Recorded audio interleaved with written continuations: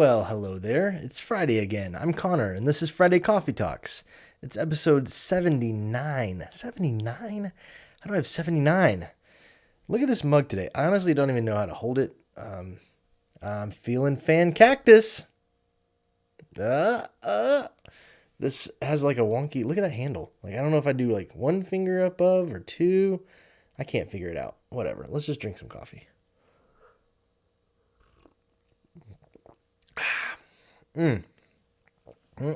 I got a new bag of beans yesterday from Stumptown Roasters. This is their hair bender, and it is excellent. Excellent, excellent, excellent. Very good. It's fan cactus. Love it. Before we get started this week, I just wanted to catch you up on a couple things. Last week, I got to celebrate my 11th anniversary with my beautiful wife, Mandy. Oh my gosh, what a fun time we had. We went to Putt Shack downtown in Atlanta. I think there's only a couple of them in the country. So if you're near one, go check it out. It's fun. It's like blending Topgolf and putt-putt. All the balls are computerized, and there's like different, you can like hit it down the super tube hole that like gives you extra points. And it's really fun. It was a blast, and I won. So that always makes it better, right?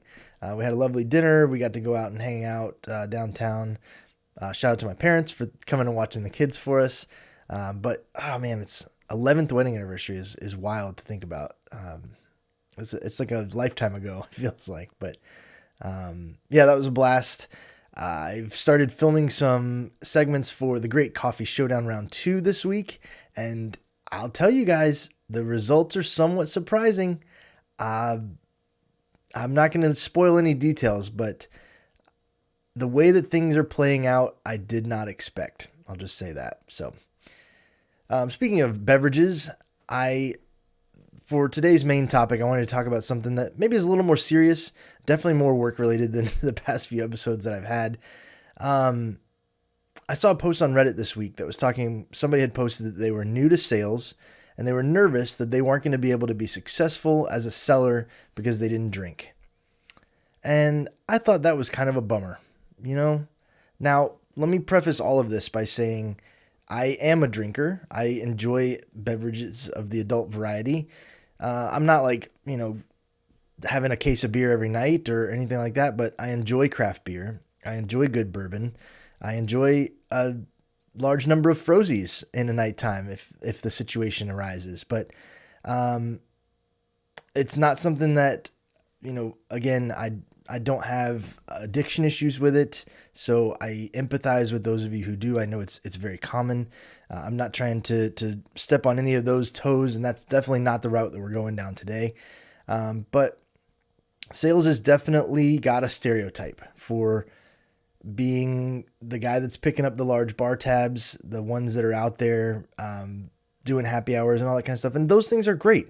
I do all those things. When a customer wants to go for a happy hour and have a few drinks, I'm down every single time. If you know me, I'm ready to go. I'll stay up as late as I need to make sure that everybody has a good time.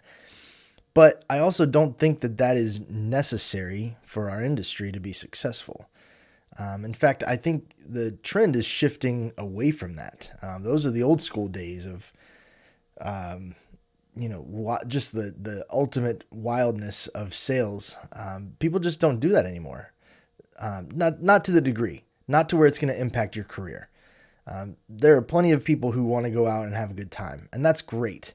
And that's relationship building and trust building and all that kind of stuff. And it's very important, but I don't think making a decision to drink or not drink is going to affect a sales career today. It shouldn't. Maybe I should say that. Maybe it will have an impact. Maybe we're not trending that way enough yet, but I don't think that it should. Because number one, it's nobody's business what you choose to consume. If you want to go out and have a water or have a club soda or have a, Diet Coke, whatever you want, nobody's going to judge you for that. Nobody should judge you for that. And it certainly shouldn't affect your job, your performance.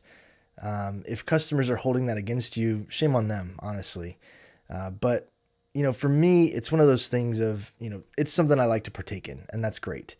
But there are other ways around it. Number one, I don't think that anybody should feel shame or concern if they don't drink and they want to be in this profession. You can absolutely be wildly successful as a seller without drinking. So let me make that very clear. I know I've said it a couple times, but it's not a necessity. So let's talk about some alternatives. So maybe here's a couple of ideas that you can use if you're not somebody who wants to go and spend a whole lot of time getting silly. You don't love the feeling of a hangover. I get all those things. So number one, it doesn't have to be alcohol. If you invite customers out or prospects, whatever, out, people love things besides drinking. It doesn't have to be a happy hour where you're taking tequila shots one after the other. A lot of people are into really good coffee and would really appreciate a visit to maybe a coffee house, a good local coffee house that roasts their own beans and makes an incredible cappuccino. It's a great idea. Invite somebody out to get coffee. A lot of people are into really delicious steaks. So you probably, for the same amount that you'd pay for a happy hour bar tab, you can go get somebody a really nice steak and they might enjoy that even more.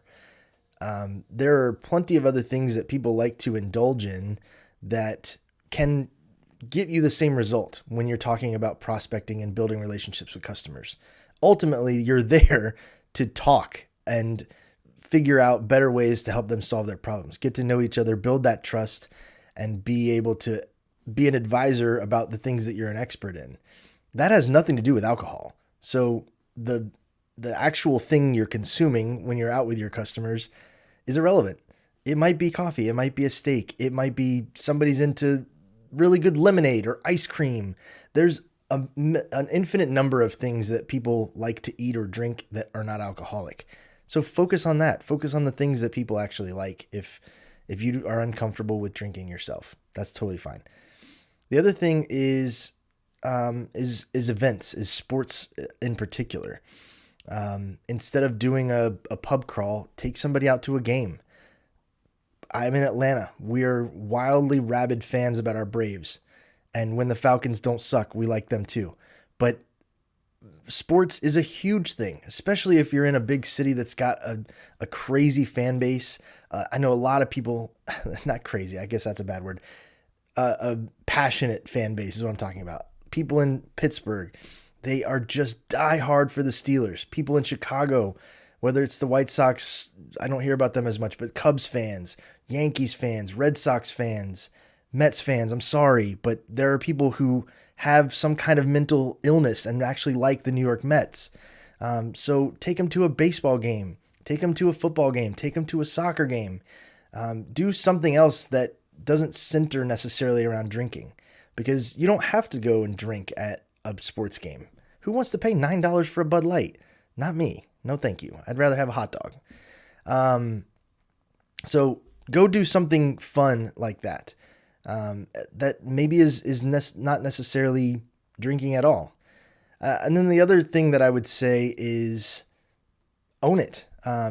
You're making a personal decision. If you don't choose to drink, that is your thing. And there's nothing that anybody can say that should make you feel a different way about that. So if you end up at a happy hour, if you end up at a thing where everybody's drinking, you could do the classic thing of have a club soda with a lime and it looks like a gin and tonic. But if you don't drink, you don't have to pretend to drink. There's no pressure on you to have to blend in. Nobody's going to bat an eye. If you order a Diet Coke, nobody's going to be like, "Get out of here, loser." And you may think that may be in your head, because I know how that feels in some cases, but they're not. You can just say, "I don't drink." It's as simple as that. You don't have to justify. You don't have to lay out a bunch of excuses. You don't have to give your family history. You don't have to do any of that stuff. If you are making a personal decision to not drink around customers because you want to be your sharpest at work or whatever the reasoning is, it doesn't matter. It's your decision, and you can own that, and you can stand confidently behind that decision, and you don't have to justify it. So drink your Diet Coke, drink a sweet tea, drink whatever you want to, and just be confident in it, because in sales, it's not necessary anymore. It may have been in the old days. It may have been the stereotype. It may still continue to be the stereotype, but I think the reality is, if you're a non-drinker, you can have just as good of a sales career as anybody else. So that's my PSA for the week. Again, Friday Coffee Talks. We're on Instagram. I'm on Instagram. I always say we. It's just me. I'm on Instagram. I've been posting my mug collection every day as I'm having coffee, so go check out my mug of the day highlight. Yeah, I'm going to go do some more coffee tasting this week. I'm going to try to get that episode up, but the Great Coffee Showdown round 2 is coming. Enjoy some coffee. Have a great week. Thanks for joining me, and I'll catch you next week.